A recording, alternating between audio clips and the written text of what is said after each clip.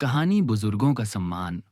जब इंसान छोटा होता है तो माता पिता उसका हाथ पकड़कर चलना सिखाते हैं। लेकिन जब वही माता पिता बूढ़े हो जाते हैं तो क्या बच्चे उनका हाथ पकड़ने के लिए तैयार रहते हैं? यही सवाल इस कहानी की जड़ है। एक परिवार था। उस परिवार में दादाजी रहते थे। उम्र 80 से ऊपर, बाल पूरे सफेद, आंखों में धुंधलापन, कमर झुकी हुई, कदम कांपते हुए, चलने के लिए लाठी का सहारा। शुरुआत में सब उनका ध्यान रखते थे, लेकिन वक्त बदलता गया।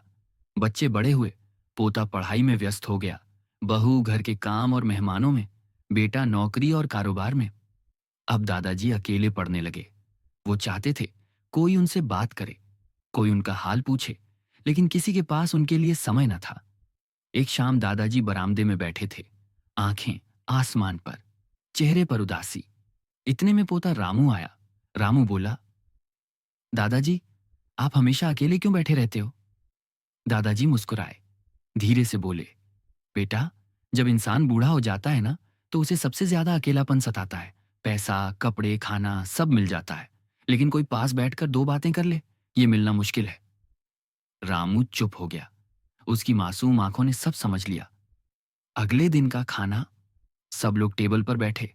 दादाजी भी आए। हाथ कांप रहे थे। रोटी तोड़ते तोड़ते टुकड़ा जमीन पर गिर गया। बहू झल्लाई, कहने लगी, आपसे खाना भी ठीक से नहीं खाया जाता, हर बार गंदगी कर देते हो। बेटा भी नाराज हो गया।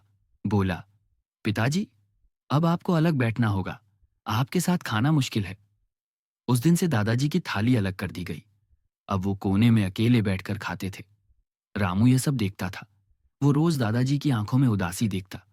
एक दिन उसने मिट्टी से छोटी कटोरी बनाई। मां ने देखा और हंसकर पूछा, ये किसके लिए बना रहे हो? रामू मासूमियत से बोला, जब आप और पापा बूढ़े हो जाओगे, तब मैं आपको इसी कटोरी में खाना खिलाऊंगा। ये सुनकर माँ पापा सन्न रह गए। दिल पर चोट लगी। उस रात दोनों सो नहीं पाए। माँ बोली, हम क्या कर रहे हैं? अपने ही पिता को अपमानित कर रहे हैं। बेटे की आंखों में आंसू थे। उसने कहा, पिताजी ने हमें चलना सिखाया, पढ़ाया, संभाला, और आज हम उन्हें अलग कर रहे हैं। हम बहुत बड़ी गलती कर रहे हैं। अगली सुबह दादाजी उठे। देखा उनकी थाली फिर से परिवार की टेबल पर रखी थी। बेटा बोला, पिताजी, अब से आप हमारे साथ ही खाना खाएंगे, हमें माफ कर दीजिए। दादाजी की आंखों से आंसू बह निकले।